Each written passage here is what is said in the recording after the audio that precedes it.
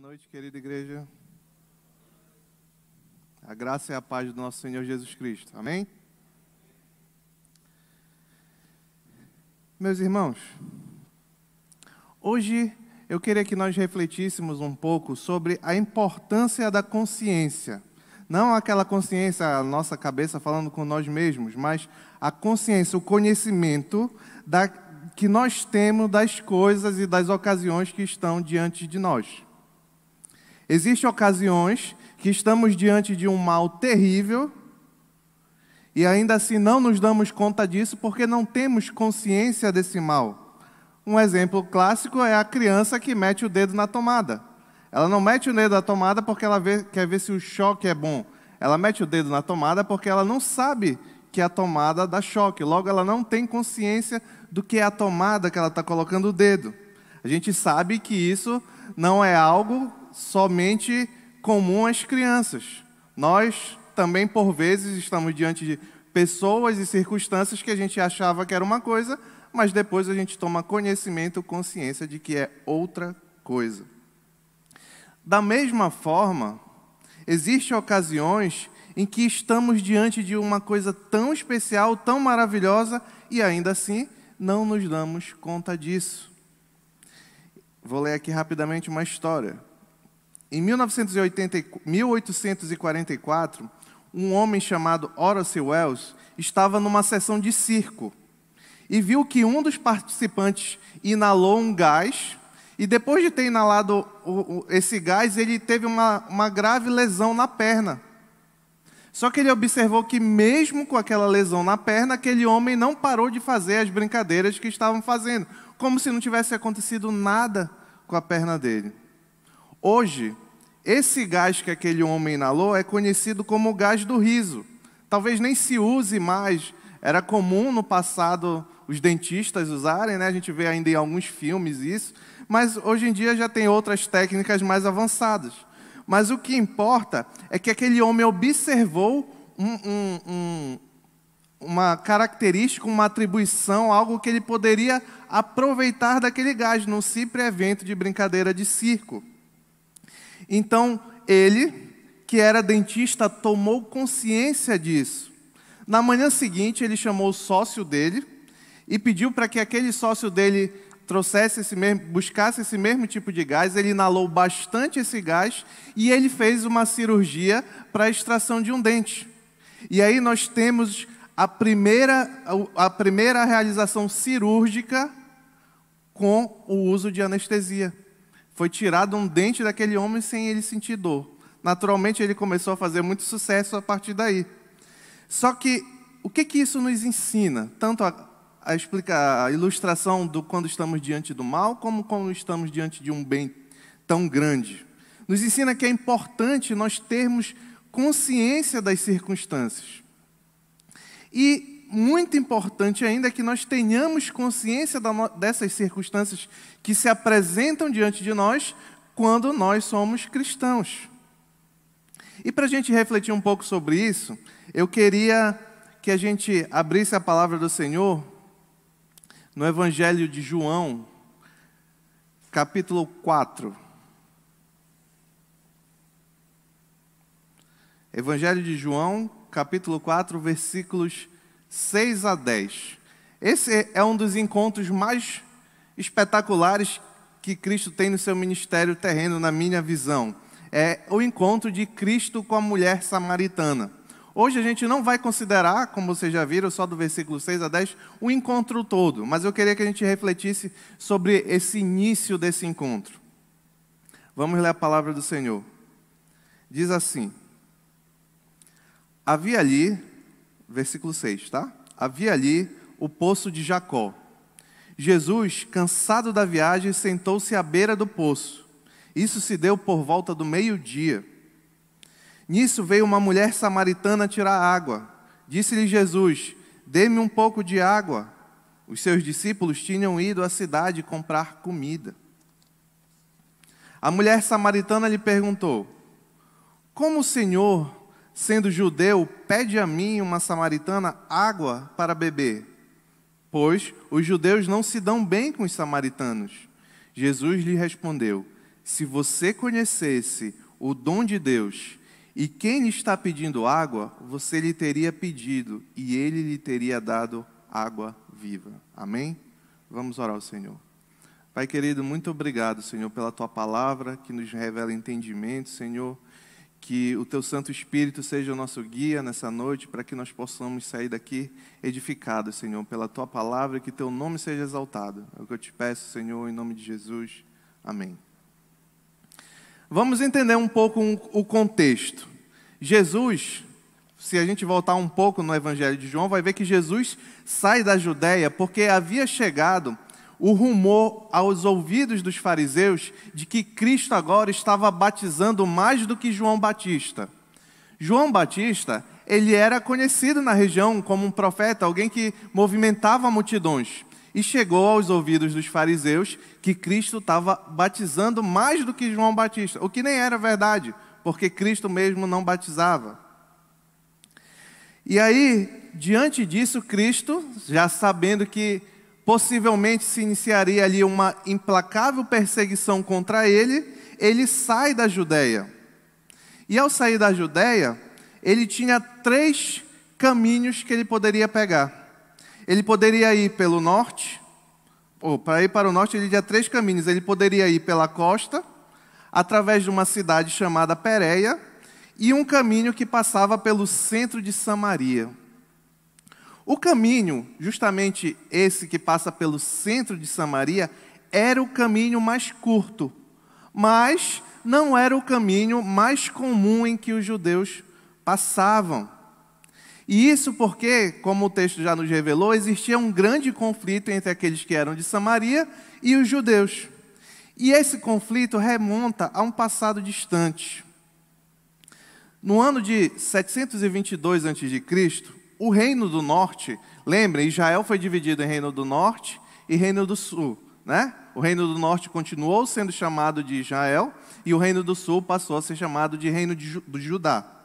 Só que no ano de 722 antes de Cristo, o Reino do Norte foi levado cativo pela Síria. E nessa oportunidade, era comum naquele tempo que os dominadores, os imperadores, os povos, quando eles dominassem um povo, a primeira coisa que eles tinham que fazer era destruir a cultura daquele povo, destruir a identidade do povo, a religiosidade do povo. E o que é que eles faziam? Eles transformavam aquele povo num povo misto. Ele levava cativo uma parte do povo, geralmente os mais nobres, e depois ele colocava outros povos ali no meio daquela região para que se tornasse um povo sincrético, perdesse as raízes, a cultura, a religiosidade. E assim foi que aconteceu com o Reino do Norte, Israel. Se tornou um povo mestiço religiosamente. E a partir daí, passaram a ocorrer várias contendas, várias divergências entre o Reino do Norte e o Reino do Sul. Entre elas, a grande dificuldade que os de Samaria, os que eram do Reino do Norte, colocaram inclusive no tempo de Esdras e Neemias para a reconstrução do templo. Mas não foi só o templo do Norte que aprontou. O Reino do Sul também aprontou. No século II a.C., o Reino de Judá destruiu o templo rival. O que o Reino do Norte fez? O Reino do Norte ele construiu um templo rival. Já que eles eram inimigos e eles não poderiam adorar em Jerusalém, onde se deveria adorar, eles construíram outro templo no Monte Gerizim. E foi justamente esse templo que os judeus destruíram no século II a.C. Assim, voltando para o tempo de Cristo, ali já havia uma barreira tremenda entre aqueles dois povos. Só que apesar de não ser o caminho natural, este era o caminho que Jesus deveria fazer. Volta um pouquinho aí no nosso texto, olha o versículo 4, diz lá: era-lhe necessário passar por Samaria. Por que será que era necessário que Cristo passasse por Samaria? Agora vamos ao nosso primeiro ponto. A consciência sobre Jesus. Vamos considerar versículos 6, 7 e 8. Diz assim a palavra do Senhor, vou ler novamente. Havia ali um poço de Jacó, Jesus, cansado da viagem, sentou-se à beira do poço, e isto se deu por volta de meio-dia. Nisso veio uma mulher samaritana tirar água. Disse-lhe Jesus: dê-me um pouco de água. E os discípulos tinham ido à cidade para comprar comida. Um detalhe que chama a atenção nesse texto, meu irmão, é o constante equilíbrio que João faz em todas as cartas dele, no Evangelho de João, sobre o caráter divino de Jesus Cristo e o caráter humano. Vocês já notaram que o Evangelho de João é um pouco diferente dos outros evangelhos? Se você vai ler Mateus, Marcos, Lucas, vocês vão ver que tem uma estrutura bem parecida. Mas quando você vai ler o Evangelho de João, é um pouco diferente. E isso tem algumas razões, e talvez a mais importante seja porque um dos objetivos de João é justamente deixar bem claro que Jesus era Deus. Jesus era e é Deus. E aí, só que Jesus é Deus, mas a palavra nos ensina que Jesus também é homem. Esse é um grande mistério da Escritura que é revelado em inúmeras passagens da Escritura que nós, como cristãos, somos obrigatórios. É um ensinamento basilar da Escritura. Nós temos que saber que Jesus é Deus e Jesus é homem. Mas nessa passagem que nós estamos lendo aqui, ele destaca no versículo 6 que Jesus estava cansado, no versículo 7 que Jesus teve sede e no versículo 8 que Jesus estava com fome. Os discípulos foram comprar comida para Jesus. As necessidades mais básicas de todo ser humano. Ao tempo que ele queria destacar que Jesus era Deus, ele mostrava que Jesus era homem. E aqui é muito importante a gente fazer uma reflexão sobre isso, para a gente compreender o restante do texto. O Deus Trino, ele não faz nada sem que tenha o seu devido uso, a sua devida aplicação. Isso é decorrente do caráter perfeito de Deus. Ele não faz nada desnecessário nem nada errado. Tudo ele faz na medida exata do que deve ser feito. E isso porque ele é perfeito. Se ele fizesse alguma coisa sobrando ou faltando, ele deixaria de ser perfeito e, logicamente, deixaria de ser Deus. Não é o caso. Então, Cristo, Deus, Cristo, homem, tem um porquê. E é sobre esse porquê que eu queria conversar aqui com os irmãos nessa manhã. É claro que livros são escritos sobre isso, então uma passagem resumida, vamos entender isso resumidamente. Primeiro, era necessário que Cristo fosse homem. Era necessário que Cristo fosse homem para substituir homens. Porque Jesus intentava salvar homens e não anjos, ele se fez homem e não anjo. Só um homem pode ser castigado no lugar de outro homem. O sangue de animais não resolveria o problema da humanidade.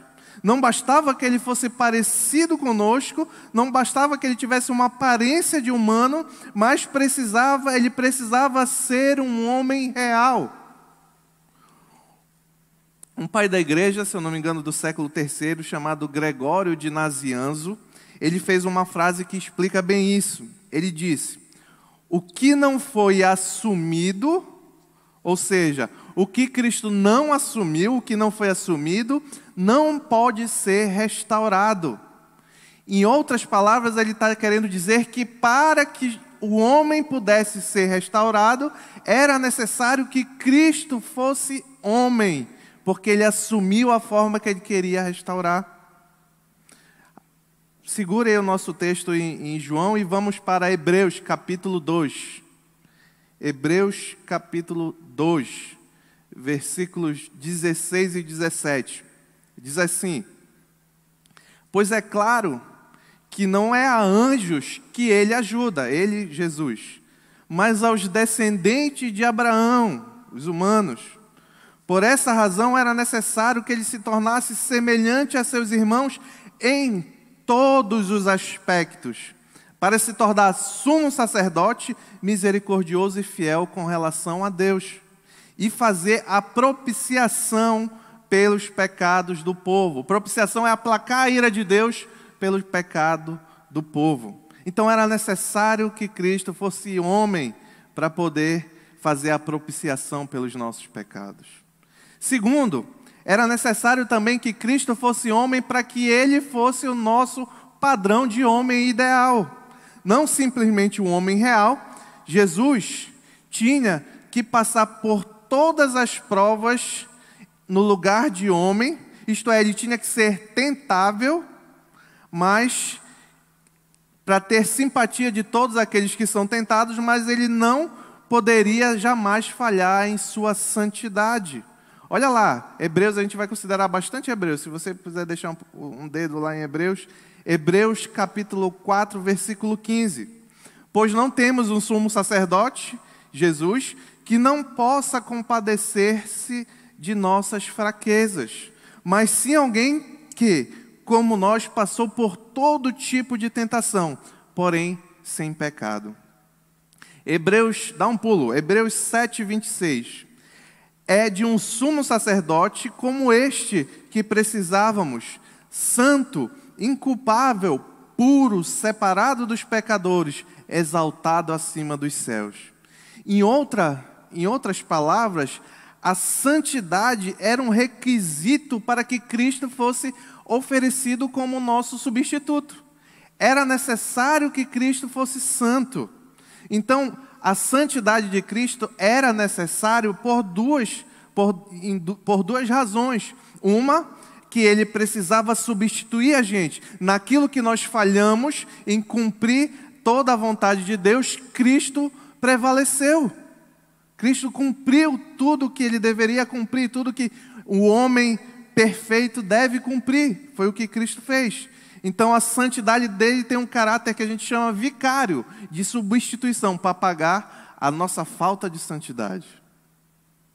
Mas também tem outro caráter, o caráter de que ele, como um homem santo, passou a ser um exemplo para nós. Olha o que Pedro diz, lá em 1 Pedro, capítulo 2, versículos 21 e 22. Para isso vocês foram chamados, pois também Cristo sofreu no lugar de vocês, deixando-lhes exemplo, para que sigam os seus passos.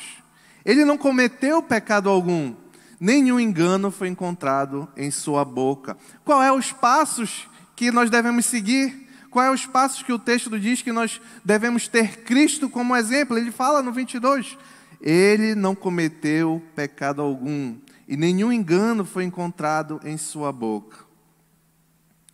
Meus irmãos, Cristo fez uma obra, a sua santidade fez com que nós tivéssemos um padrão, um modelo a observar. Você já imaginou que se nós tivéssemos que buscar nossa santidade no dia a dia, na santidade do Deus Trino? Seria muito difícil. Por isso que Cristo é a revelação perfeita do Pai. Porque você vê, é muito mais fácil e compreensível para nós vermos Cristo sendo santo. Então, olha, eu tenho que imitar Cristo. Tenta imitar o Deus Trino. Vamos lá. Impossível. Apesar de ele ser tão santo quanto Cristo, ele foi um exemplo para nós. Porém, como a gente viu, Deus e homem. Não bastava ele ser homem, era preciso ele ser Deus. Por que era preciso que Cristo fosse Deus? Já que ele já era esse homem perfeito, esse homem que se entregou para substituir os nossos pecados, era necessário, meu irmão, porque a redenção operada em Cristo Jesus, ela é muito poderosa. Só um ser divino pode receber autoridade sobre toda a carne para redimir todo aquele que ele intentou fazer. Só um sacrifício divino tem valor infinito. Olha aqui. Quando a gente peca, qualquer pecado, o pecado que nós cometemos hoje, nós aqui, todos aqui, eu tenho certeza, eu tenho certeza que cada um aqui, que está nos acompanhando na internet, já pecou hoje de alguma forma. Tanto omissiva, tanto ativa, já pecou. Todo o pecado que nós cometemos é contra Deus. Você pode fazer o mal para o seu irmão, para o seu amigo, para o seu pai, para o seu filho, mas, em última análise, esse pecado é contra Deus. É contra o autor da lei, Deus. E quando a gente peca contra Deus, a gente está pecando contra um Deus infinitamente santo, infinitamente puro, infinitamente justo. Então, para aplacar a ira que tem todas essas características de forma infinita, é preciso que o substituto também seja infinito. O Redentor humano podia tomar o lugar, quem sabe, de apenas um outro homem. E talvez somente de alguns pecados. Mas Cristo era o único que poderia tomar o pecado de todos aqueles que nele crê, ainda que os pecados que já foram cometidos e aqueles que ainda serão cometidos. Só Cristo. João, o Evangelho de João 17:2 diz: pois lhe destes autoridade sobre toda a humanidade, para que conceda a vida eterna a todos que lhe deste. João 10, 17 e 18 diz: por isso é que meu Pai me ama, porque eu dou a minha vida para retomá-la. Olha o caráter divino de Deus, de Jesus. Ele é o único que tinha a capacidade de dar a vida e retomar. Por quê? Porque Ele é o autor da vida, Ele é o próprio Deus. Só um Redentor divino pode ressurgir pelo seu próprio poder e destruir o poder da morte. João 10, 18. Ninguém tira de mim, mas eu dou por minha espontânea vontade a vida. Tenho autoridade de dá-la e retomá-la. Esta ordem eu recebi do meu Pai. Hebreus 2,14 diz: portanto, visto que os filhos são pessoas de carne e sangue, ele também participou dessa condição, para que por sua morte derrotasse aquele que tem poder da morte, isto é, o diabo. Só a própria vida poderia derrotar a morte. Calvino diz que só a vida poderia engolir a morte. A sua redenção, meu irmão, a nossa redenção, o nosso pecado, que é uma falha infinita diante de Deus, ele não pode vir por nada que eu e você façamos. A nossa redenção só pode vir em Cristo Jesus, Deus e homem que morreu para nos salvar e ressuscitou e vivo está. Só que era necessário também que ele fosse Deus para que ele redimisse toda a natureza. A palavra do Senhor nos ensina que Cristo, quando voltar, serão redimidos todos aqueles que creem nele, assim como também toda a natureza será redimida. Romanos, capítulo 8, versículos 20 a 21. Diz assim: pois ela, a natureza, pois ela foi submetida à inutilidade, não pela sua própria escolha, mas por causa da vontade daquele que a sujeitou, o homem que pecou, na esperança de que a própria natureza criada seja libertada da escravidão, da decadência, em que se encontra, recebendo a gloriosa liberdade dos filhos de Deus. Era necessário que Jesus fosse Deus para ele ser um substituto poderoso. Mas era necessário também que Jesus fosse Deus para que ele fosse capaz de suportar a ira divina. Se Jesus fosse apenas homem, como muitos hoje em dia de teologias liberais dizem que foi apenas um grande homem, um grande profeta. Notem aqui um detalhe, um parênteses. Se Jesus foi apenas um grande homem, na verdade nem isso ele foi. Porque ele era um mentiroso. Porque ele afirmou que ele era Deus. Então Jesus não era apenas um grande homem, mas também era o próprio Deus. E só por causa disso ele teve condições de suportar a ira divina. O pior que aconteceu com Cristo, meu irmão, não foi ele pegar chibatada, cuspida na cara, não foi essas torturas todas. Acredito que foi muito ruim. Mas o pior que aconteceu com Cristo foi receber o cálice da ira de Deus. Lembra que ele chorou: Senhor, se for possível, afasta de mim esse cálice. Esse cálice que Jesus queria que o Senhor afastasse dele, era o cálice da ira de Deus contra o meu e o seu pecado. Era o cálice que deveria recair sobre nós, e o salário do pecado seria a morte. Mas nós não morremos porque Cristo recebeu esse cálice. Salvação é prerrogativa de Deus. Nenhum humano pode se salvar, nem salvar qualquer outro. Jonas capítulo 2, versículo 9, orando dentro do peixe, ele diz: mas eu, com um cântico de gratidão, final da oração, oferecerei sacrifício a ti, e o que prometi cumprirei totalmente. A salvação vem do Senhor. Por essas razões, as duas naturezas de Cristo são essenciais para que Ele exerça o papel de mediador. Ele é representante dos homens e representante de Deus. Deus exige que um preço seja pago para que haja redenção e salvação. O homem precisa de perdão, carece de comunhão com Deus. Jesus Cristo é a resposta. Onde você tem procurado essa resposta, meu irmão? Onde é que você tem dedicado a sua vida para procurar a resposta dessa que é a pergunta mais importante que pode ser feita para você? Você acha que o mais importante é você saber como você vai pagar as contas no final do mês? Não estou dizendo que não é importante. Eu me preocupo em pagar as contas no final do mês. Mas você acha que essa é a pergunta mais importante que recai sobre você?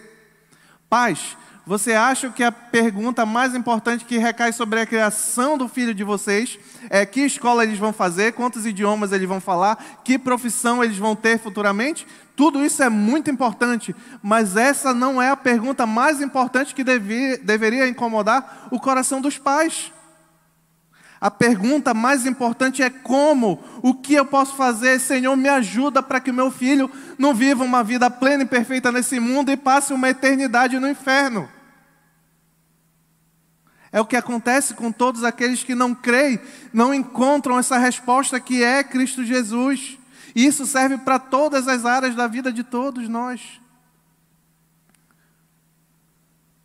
Você já refletiu um pouco, e por isso que eu quis fazer essa longa, aqui meio que uma longa introdução, por isso, você já refletiu um pouco quão maravilhoso é o ser de Jesus Cristo? Que você caminha diariamente diante dele. Ele é Deus onipresente. É muito importante a gente ter consciência do que está diante de nós. Segundo ponto, consciência sobre nós. Versículos 9 e 10. A mulher samaritana lhe perguntou, João capítulo 4, versículos 9 e 10. A mulher samaritana lhe perguntou: como o Senhor, sendo judeu, pede a mim, uma samaritana, água para beber? Pois os judeus não se dão bem com os samaritanos. Jesus lhe respondeu: se você conhecesse o dom de Deus e quem lhe está pedindo água viva, você lhe teria pedido e ele lhe teria dado água viva. Eu li água viva no lugar errado. Vou ler de novo. Se você conhecesse o dom de Deus e quem lhe está pedindo água, você lhe teria pedido e ele lhe teria dado água viva. Meus irmãos, pense aqui, vamos ilustrar aqui. Tirar água no poço, naquelas circunstâncias, era uma atividade bem cansativa, bem fatigante. Ou aquela mulher, ela tinha um grande jarro de barro que ela carregava na cabeça, ou ela poderia até carregar 2 jarros por meio de uma haste, segurando 2 jarros assim, equilibrando. Então, era uma atividade muito difícil. E também notem que o texto nos diz que aquela mulher vai ali meio-dia. Só que mesmo diante de toda essa dificuldade, sol, esse esforço tremendo, notem que Jesus apela para a compaixão da mulher. Ele diz assim: dá-me de beber. É razoável supor, apesar de não estar escrito na Escritura, que o pedido foi feito depois que a mulher tinha tirado a água. O que seria até natural, já que o texto já disse que Cristo estava com sede. E que também não tinha ninguém ali para servir ele, porque os discípulos tinham ido comprar comida. No entanto, para aquela mulher, o pedido de Jesus foi tudo menos natural. E ela diz a razão: como é que o Senhor, sendo judeu, pede a mim, uma samaritana, água para beber? Talvez o sotaque de Jesus, talvez a vestimenta de Jesus, deixou claro para aquela mulher que ele era um judeu. Só que o que mais espantou aquela mulher foi o fato de Jesus pedir água. Porque Jesus não carregava um copo. E para que ela desse água para Jesus, ela teria que ceder o cântaro dela. Teria que ceder. E é algo que os judeus e samaritanos não faziam de jeito nenhum. Eles poderiam até negociar eventualmente, até cruzar a região um do outro eventualmente, mas jamais um judeu beberia num copo de um samaritano. Jamais. É por isso que aquela mulher se surpreende muito com esse pedido. Ela pode até ter se alegrado um pouco do fato de um judeu diferente, né? Ter sido tão humilde, tão assim, receptivo. Só que no versículo 10, no verso 10, Nosso Senhor usa o sentimento de surpresa e atiça a curiosidade da mulher e avança um pouco mais na obra que ele tentava fazer, a razão pela qual ele estava ali, que era salvar e resgatar aquela mulher do pecado. Se fosse qualquer judeu ali, qualquer um, o grande problema que se discutiria ali era se uma samaritana ia ou não servir a um judeu. Mas considerando que era Jesus, a situação era o oposta. Apesar de Jesus dizer, dá-me de beber, quem na verdade ia dar algo àquela mulher era Jesus. Olha o que ele diz no versículo 10, novamente. Se você conhecesse o dom de Deus e quem lhe está pedindo água, você teria pedido a ele, e ele lhe teria dado água viva. Há duas verdades que são ignoradas, há duas verdades que aquela mulher não tem consciência. Uma, o dom de Deus, e outra, quem era o seu interlocutor. O que Jesus quis dizer quando ele diz dom de Deus? Nas leituras que eu fiz, é discutível. Uns afirmam que Jesus era o próprio dom de Deus, o dom supremo de Deus. Outros afirmam que esse dom de Deus era o Espírito Santo de Deus. Outros afirmam que esse dom que Jesus se refere é a própria salvação. Para a gente, não importa qual era exatamente o que Cristo quis dizer quando ele diz o dom de Deus, mas o resultado desse dom de Deus, que era levar restauração à vida daquela mulher em detrimento da morte eterna que ela estava condenada. E última análise seria a salvação, se ela recebesse o próprio Cristo, se ela recebesse o Espírito Santo, em última análise ia gerar salvação na vida daquela mulher. Agora ela ignorava também, não tinha consciência também de outro ponto. Era quem estava falando diante dela. É curioso notar que aquela mulher não tinha dúvida nenhuma que Jesus Cristo era um humano. Ela estava vendo o humano, estava na frente dela. É humano, é um judeu. Ela não sabia que tinha um homem santo ali, um homem perfeito, mas ela sabia que tinha um homem. Hoje, para nós, talvez a dificuldade seja diferente. É uma coisa que nós devemos trabalhar na nossa mente, no nosso coração, porque é o ensino da Escritura. Hoje, para a gente, é muito mais fácil pensar em Jesus como Deus. Nós, ainda mais nós que estamos numa igreja cristã, bíblica, nós pensamos em Jesus como Deus. Mas às vezes temos dificuldade de pensar que Jesus é homem. A Bíblia não diz em nenhum momento que Jesus deixou de ser homem. Muito pelo contrário, muitas heresias na história da igreja surgiram porque homens não conseguiam compreender que Jesus ainda é um homem.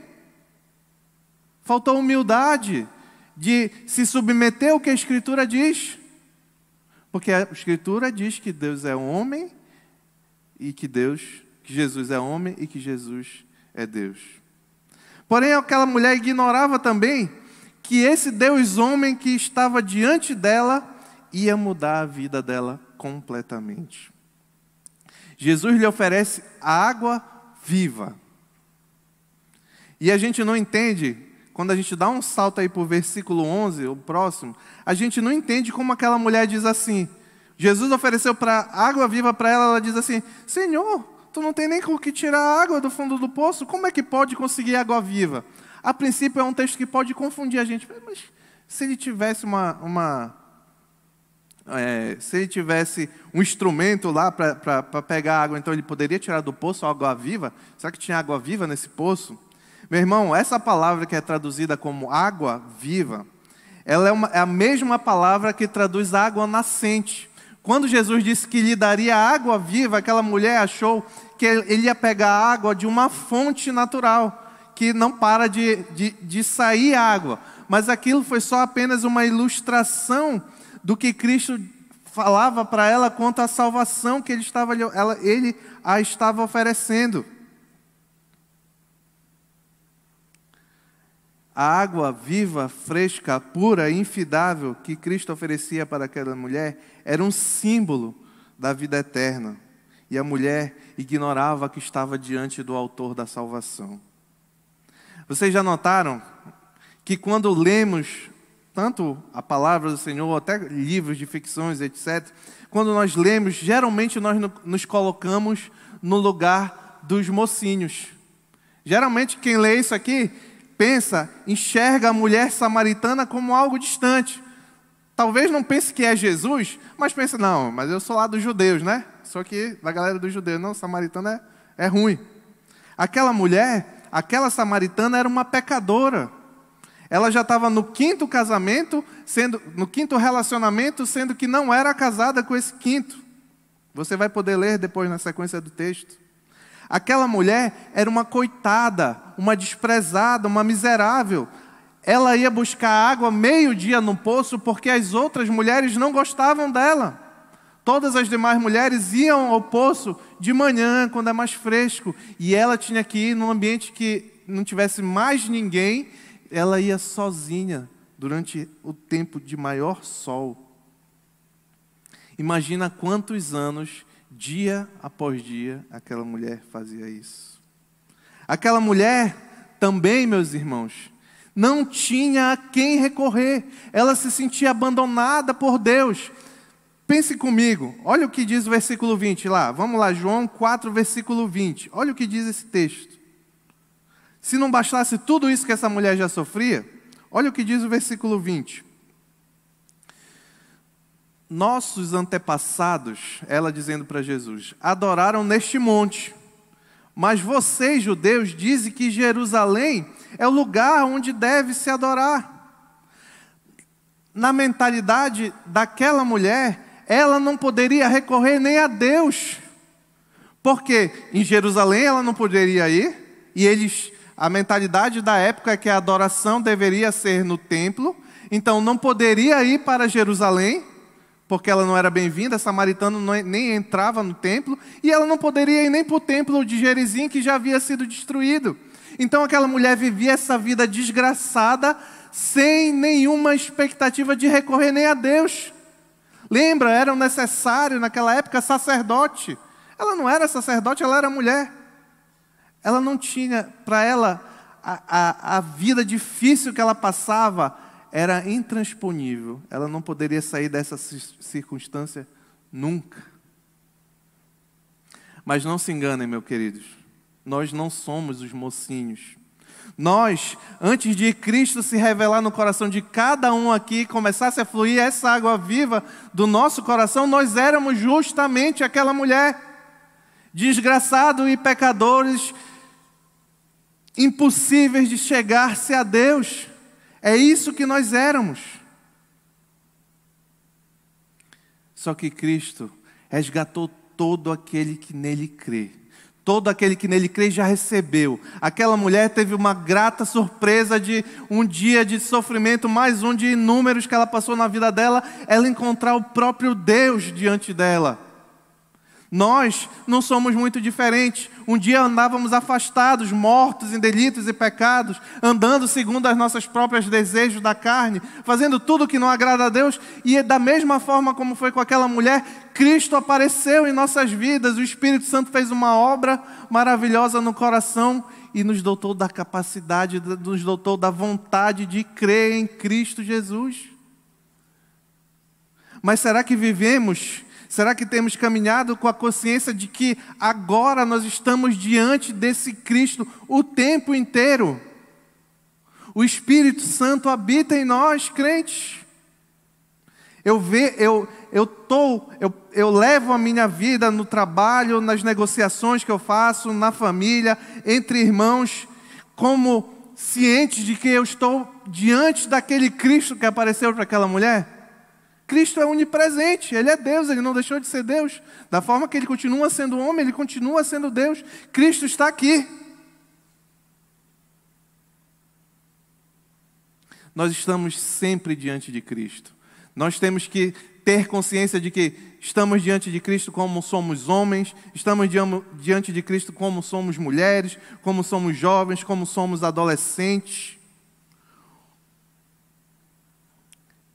Esse é o caráter daquele que tem que ser o alvo de caráter daquele que está diante de Cristo. Eu não devo viver achando que eu sou independente da salvação, independente do olhar de Deus, do caminhar com Cristo, do Espírito Santo que habita dentro de nós. E você, se tiver alguém aqui, alguém em casa que ainda não crê, ainda não teve esse encontro com esse Jesus Cristo tão maravilhoso, será que você que ainda se recusa, ainda luta contra isso, contra entregar sua vida para Cristo, você tem noção do que está diante de você? Aquela mulher deixou a água, deixou o cântaro tudo e foi correr e anunciar a Cristo. A gente vai ver na sequência do texto que ela se tornou uma evangelista. Passou a anunciar a Cristo. Várias pessoas foram convertidas por causa do ministério daquela mulher. Mas porque ela enxergou e viu que quem estava diante dela era Jesus Cristo, o Messias prometido. Olha na sequência do nosso texto, já vamos caminhar para a conclusão. Diz assim, versículos 21, vamos ler do versículo 21 ao 26. A continuação da conversa. Jesus declarou: creia em mim, mulher, está próxima a hora em que vocês não adorarão o Pai nem neste monte, nem em Jerusalém. Vocês, samaritanos, adoram o que não conhecem. Nós adoramos o que conhecemos, pois a salvação vem dos judeus, e de fato vem, Cristo é a salvação. No entanto, está chegando a hora, e de fato já chegou, em que os verdadeiros adoradores adorarão o Pai em espírito e verdade. São estes os adoradores que o Pai procura. Deus é espírito, e é necessário que os seus adoradores o adorem em espírito e em verdade. O que Jesus está dizendo até aqui para ela é o seguinte: olha, você está desgarrada de Deus, você não pode adorar no templo, mas calma, vai chegar a hora, e já chegou, e que você poderá adorar a Deus em espírito e em verdade. Aquela mulher sabia das profecias. Olha o que ela diz no versículo 24. 25. Eu sei que o Messias, chamado Cristo, está para vir. Quando ele vier, explicará tudo para nós. Ela tinha uma esperança, talvez distante. Então Jesus declarou: eu sou o Messias, eu que estou falando com você. O Messias, Deus e homem, estava diante dela. O Messias, Deus e homem, está diante de nós. Se você não conhece, meu irmão, se você ainda não conhece, não sabe quem está diante de Deus, de você, busque conhecer. Ore ao Senhor: Senhor, te revela a mim, Senhor, eu sou pecador, eu preciso de Ti, eu não tenho esperança longe de Ti. Mas se você já conhece, se você está aqui porque você já conheceu esse Cristo, busque caminhar como Ele andou. Ele era homem também para que nós tivéssemos um padrão a ser perseguido. Eu queria concluir com uma frase de um evangelista chamado um texto, né? De George Whitefield. Ele diz assim: algum de vocês está dependendo da sua própria justiça? Alguém dos que estão aqui está pensando em salvar-se por suas próprias obras? Afirmo, você perecerá juntamente com a justiça própria. Pobre e miseráveis criaturas, qual é o valor das suas lágrimas? Qual é o valor das suas orações? Qual é o valor das suas obras para aplacar a ira de um Deus indignado? Venham, miseráveis, culpados, venham como criaturas pobres, perdidas, condenadas e desgraçadas, e aceitem uma justiça muito melhor que a de vocês. Como eu já disse, assim digo de novo, a justiça de Cristo é uma justiça eterna, e agora é oferecida ao principal dos pecadores. Ah, todo que tem sede, venha e beba gratuitamente dessa água. Algum de vocês está ferido pelo pecado?